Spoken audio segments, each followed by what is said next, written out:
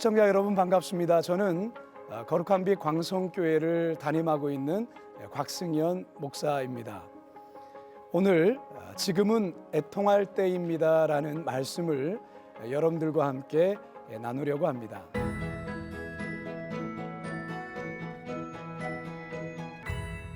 오늘 하나님께서 우리에게 주시는 말씀은 마태복음 5장 4절과 누가복음 23장 28절의 말씀입니다. 애통하는 자는 복이 있나니 그들이 위로를 받을 것이며, 예수께서 돌이켜 그들을 향하여 이르시되 예루살렘의 딸들아 나를 위하여 울지 말고 너희와 너희 자녀를 위하여 울라.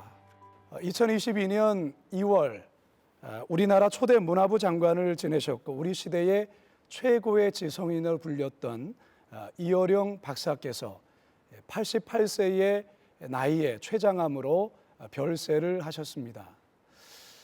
그런데 고 이어령 박사께서 투병 중에 글을 쓰신 그 글을 모아서 책 한 권이 나왔는데요. 그 책 제목이 눈물 한 방울이라는 책입니다. 그 책에서 이러한 글이 쓰여 있습니다. 암 선고를 받고 난 뒤로 어젯밤에 처음 어머니 영정 앞에서 울었다. 통곡을 했다. 울면 끝이라고 생각했다. 이를 악물고 울음을 참아야 암세포들이, 죽음의 입자들이 날 건드리지 못한다고 생각했다. 차돌이 되어야지. 불안, 공포, 그리고 비애 앞에서 아무것도 감각할 수 없는 차돌이 되어야지 그렇게 생각했다. 어제 그런데 울었다. 엄마, 나 어떻게 해? 울고 또 울었다. 엉엉 울었다.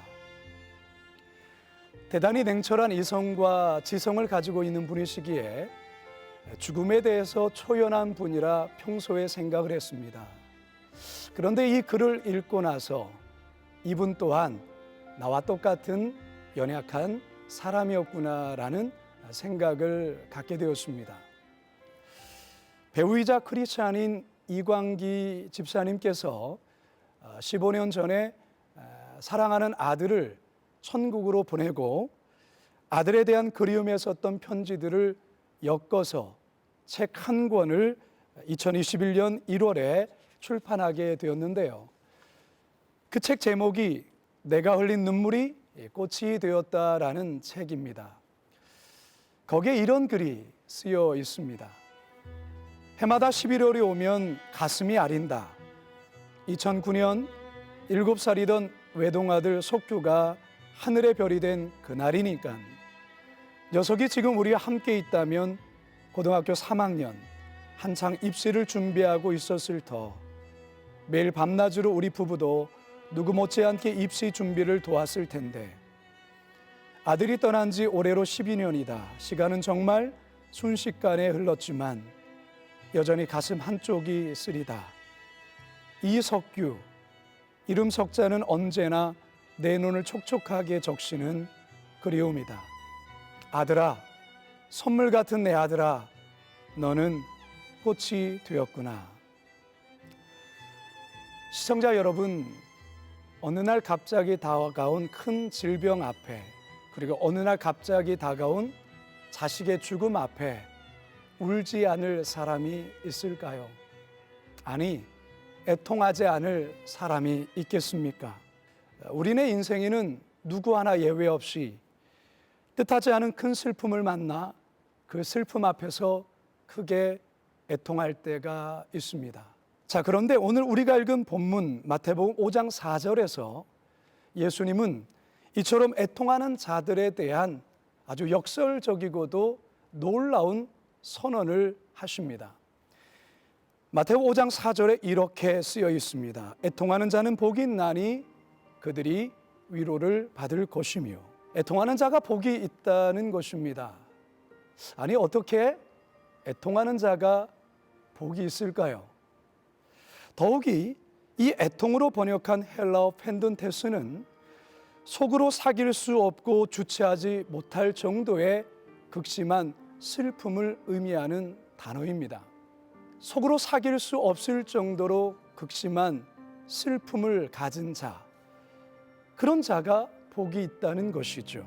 어떻게 이게 가능할까? 본문에서는 그들이 위로를 받을 것이기 때문이라 말씀하고 있습니다. 다시 말해서 하늘의 특별한 위로가 주어지기 때문이라는 것입니다. 우리 예수님께서 이 땅에 오신 이유가 무엇인지 아십니까? 우리 예수님은 이 땅에서 애통하는 자들을 위로하시기 위해서 오셨습니다. 주체하지 못할 정도의 큰 슬픔을 가지고 있는 애통하는 자들을 위하여 이 땅에 오셨고 또한 십자가에 매달려 죽으셨습니다. 이 같은 사실은 누가복음 23장 본문을 통해서도 우리가 확인해 볼 수가 있습니다. 그런데 23장 28절의 말씀에 예수님은 오늘날 믿음의 성도들이 가져야 될 그리고 회복해야 될 애통이 있다고 말씀합니다. 예수께서 돌이켜 그들을 향하여 이르시되 예루살렘의 딸들아 나를 위하여 울지 말고 너희와 너의 자녀들을 위하여 울라. 여러분, 이 말씀이 무슨 말씀일까요? 예루살렘의 딸들아 너희와 너희 자녀들을 위하여 울라. 정말로 애통하며 울어야 해야 될 것이 나를 위해서가 아니라 너희와 너의 자녀를 위하여 울라는 말씀입니다. 너희와 너의 자녀들을 위하여 애통하며 기도하라, 이 말씀인 것이죠. 이 말씀은 1차적으로 서기 70년경 로마의 장군 티투스 장군에 의하여 예루살렘이 처절히 멸망했을 때, 그리고 유대인들이 처참히 죽게 될 그때를 바라보시며 우리 예수님께서 하신 말씀이라 여겨집니다. 동시에 오고 오는 모든 세대를 향한 예수님의 예언적인 말씀이기도 합니다. 그렇다면 오늘날 우리 시대, 너희가 너희 자녀들을 위해 울어야 할 것이 어떤 것이 있을까? 한국 교회 안에, 성도들 안에, 그리고 목회자들 안에 진정으로 애통해야 될 것이 무엇일까요? 첫 번째는 죄에 대한 애통입니다. 죄에 대한 무감각한 자신과 그리고 이 시대의 자녀들을 보며 애통해야 된다라는 것입니다. 시청자 여러분, 여러분들은 최근에 죄로 인해서 애통해 보신 적이 있습니까? 내 속에 여전히 살아 꿈틀대는 죄의 욕망과 그리고 더러운 생각들, 부패한 심정으로 인하여 애통해 보신 적이 있습니까? 하나님보다 돈을 더 사랑하고 또한 세상 명예를 탐하고 권세를 누리려는 그 추한 모습에 가슴을 치며 애통해 보신 적이 있으십니까? 여전히 포기되지 않은 욕심과 조절되지 않은 분노, 그저 무늬 아닌 신앙인의 자신의 모습을 안타까워하며 부끄러워하며 하나님 앞에서 애통하며 그리고 통곡해 보신 적이 있습니까? 바로 이 애통함이 우리와 우리 자녀들의 모습 속에서 회복되어야 될 애통이라는 것입니다. 무엇보다 우리 자녀들 세대가 다른 세대로 변하는 것에 대한 애통과 기도가 있어야 합니다. 자, 그런데 여러분, 여기에서 우리는 한 걸음 더 나아가서 우리 자신에 대한 죄로 인해서의 애통뿐만 아니라 한국 교회와 그리고 우리 민족의 죄로 인하여 내가 지은 죄인 것처럼 애통하며 기도해야 합니다. 그 옛날 구약 선지자 예레미야처럼, 그리고 모세가 그리하였던 것처럼, 그리고 느헤미야가 그리하였던 것처럼 말이죠. 느헤미야 1장 6절에서 7절 말씀에 이제 종이 주의 종들인 이스라엘 자손을 위하여 주야로 기도하오며 우리 이스라엘 자손이 주께 범죄한 죄들을 자복하오니 주는 귀를 기울이시며 눈을 여시사 종의 기도를 들으시옵소서. 나와 내 아버지의 집이 범죄하여 주를 향하여 크게 악을 행하여 주께서 주의 종 모세에게 명령하신 계명과 율례와 규례를 지키지 아니하였나이다. 한국 교회가 거룩함을 잃어버린 것에 대하여, 세속화되어 가는 것에 대하여, 한국 교회가 가난하고 소외된 자들 편에 서지 아니하고 부유한 자 편에 서서 불의와 타협하며 세상 권세와 연합했던 죄에 대해 처절히 애통하며 회개하는 기도가 있어야 합니다. 더불어 우리 민족이 역사적으로 지은 죄들, 무고한 자들의 죄에 피를 흘리게 했던 악한 죄들, 우상 숭배를 하며 온갖 음란한 죄를 범한 것에 대하여 마치 내가 지은 죄인 것처럼 아파하며 애통하며 또한 기도해야 된다는 사실입니다. 그래야 할 때 이 땅의 교회들이 하늘 아버지의 위로를 받게 될 것입니다. 사실 우리 아버지 세대와 어머니의 세대들에게도 이와 같은 애통함이 있었습니다. 그래서 예배 때마다, 부흥회 때마다 이 같은 애통으로 밤새 기도하며 하나님께 나아갔던 것이죠. 하나님은 이러한 민족을 위로하셨고 이 나라를 건져주셨습니다. 그리고 한국교회를 세계적인 교회로 성장케 하셨습니다. 따라서 죄에 대한 처절한 애통이 우리 안에 또한 다시금 회복되어야 합니다. 두 번째로 이 땅에서 울고 있는 영혼을 향한 애통이 회복되어야 합니다. 신약 성경에서는 예수님이 눈물을 흘리시는 장면이 두 곳에 기록되어 있습니다. 한 곳은 요한복음에서 나사로의 죽음으로 말미암아 눈물을 흘리신 곳이 있고요. 또 한 곳은 바로 예루살렘을 보시며 우신 장면입니다. 누가복음 19장 41절에 가까이 오사 성을 보시며 우시고, 이 우시며 해당하는 에클라우센이라는 이 헬러 단어는 조용히 눈물을 흘리는 그러한 것이 아닙니다. 큰 소리로 비통하며 크게 우신 것을 뜻하는 것이죠. 이 예수님의 눈물은 그의 백성들을 대한 비통의 눈물이며 애통이셨습니다. 더 나아가 하나님의 형상대로 지음받은 이 땅의 영혼들에 대한 예수님의 눈물이며 메시아적인 눈물이셨습니다. 미국 중남부에 위치한 오클라호마시에 가보면 국립기념관이 있습니다. 그 국립기념관 건너편에 예수님의 조각상이 하나 세워져 있는데요. 이 조각상은 예수님께서 한 손으로 얼굴을 가리시며 비통한 모습으로 울고 있는 모습의 조각상입니다. 그리고 그 조각상 밑에는 이런 글씨가 쓰여 있습니다. And Jesus wept. 무슨 말입니까? 그리고 예수님은 우셨다라는 그런 뜻이죠.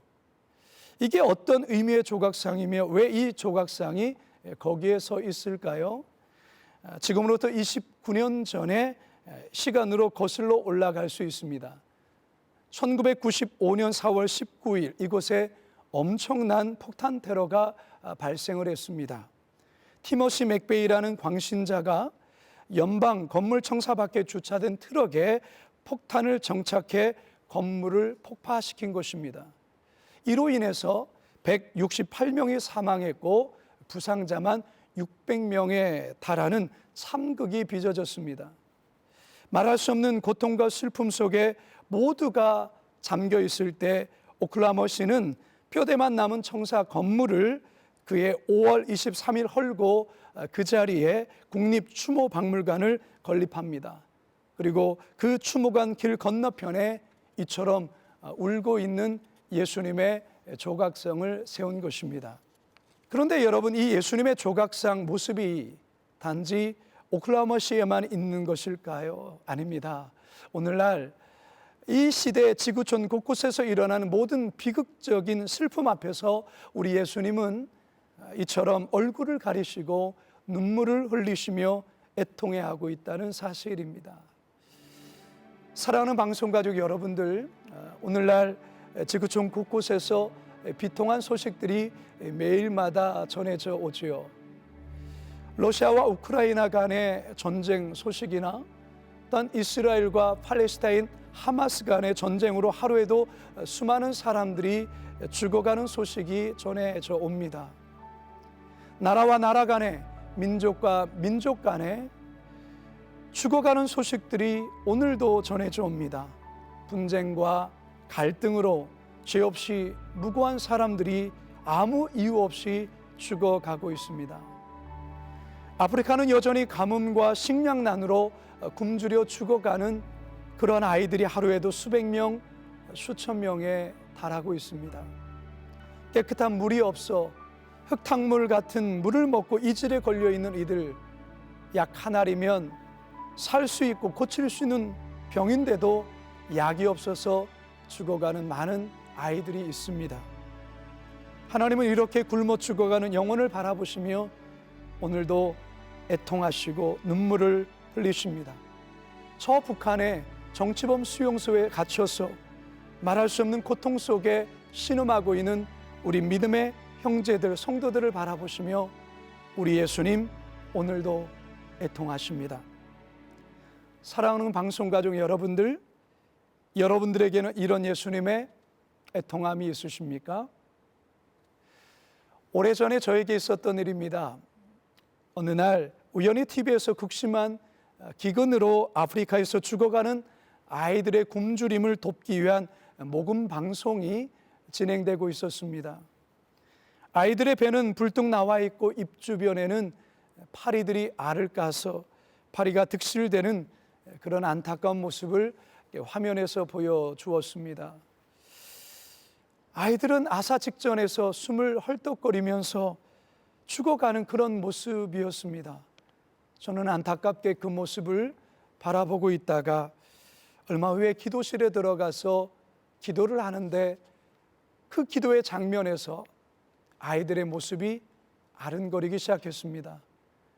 그리고 저의 내면에서 이런 주님의 세미한 음성이 들려왔습니다.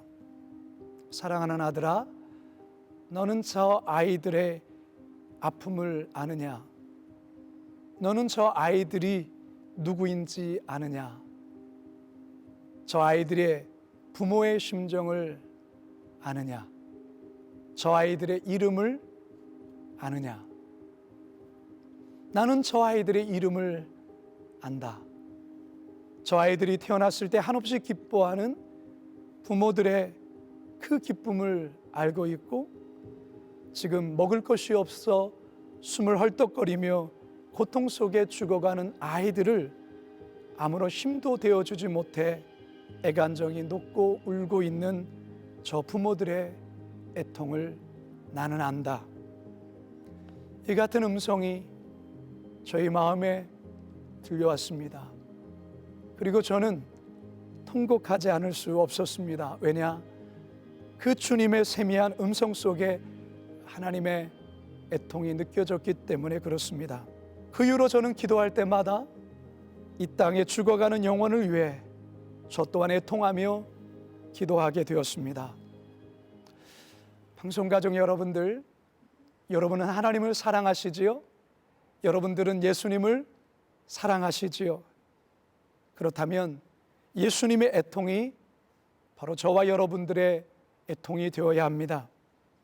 그 애통을 가지고 하나님 앞에 기도해야 합니다. 지금 우리가 살아가는 세상은 어떤 세상입니까? 예수님께서 누가복음 7장 32절을 통해 이러한 말씀을 우리에게 하셨습니다. 우리가 너희를 향하여 피를 불어도 너희가 춤추지 않고 우리가 곡하여도 너희가 울지 아니하였다 함과 같도다. 즉 무감각, 무반응, 무관심한 세상이라는 것이죠. 자기 문제 외에는 아무런 관심을 두지 않는, 반응하지 않는 세상, 애통하지 않는 세상이라는 것입니다. 여러분, 천국은 어떤 자들이 가는 나라일까요? 천국은 애통하는 자들이 가는 나라입니다. 자신의 죄로 애통하고 세상의 죄 때문에 애통하고 하나님의 사랑하는 영혼들의 그 고통 때문에 애통하는 자들이 가는 나라가 천국입니다. 저희 어머니는 30대 초반에 젊은 나이에 첫째 딸을 천국에 보내는 큰 아픔을 겪으셨습니다. 저희 집안은 현재 아들만 5인데 제가 막내입니다. 제가 막내인 이유는 방금 말씀드린 14살 된 저희 누님, 첫째 되는 누님이 세상을 떠났기 때문에 그렇습니다. 부모님이 첫째 딸을 너무나도 허망하게 세상을 떠나 보내고 이루 말할 수 없는 고통 속에 눈물로 하루하루를 버티며 살아갈 때 저희 아버지께서 문득 늦둥이 딸을 보면 큰 딸을 잃은 그 아픔을 잊지 않을까라는 생각에 아이를 갖게 되었고 그렇게 해서 태어난 아이가 바로 저입니다. 그래서 저희 어머니의 삶은 눈물의 삶이셨습니다. 그러나 그 눈물 애통 속에서 하나님을 만났고 그 눈물 속에서 하나님의 위로를 경험하셨고 자녀를 위해 평생을 눈물로 애통하며 기도하는 삶을 사셨습니다. 뿐만 아니라 평생을 섬기는 교회와 목회자를 위해 이 땅을 위해 애통하며 새벽마다 눈물로 기도하는 삶을 지금까지 살고 계십니다.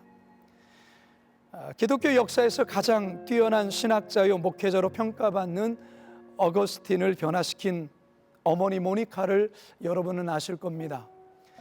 어거스틴은 그의 저서 참회록에서 어머니에 관해 이렇게 기록하고 있습니다.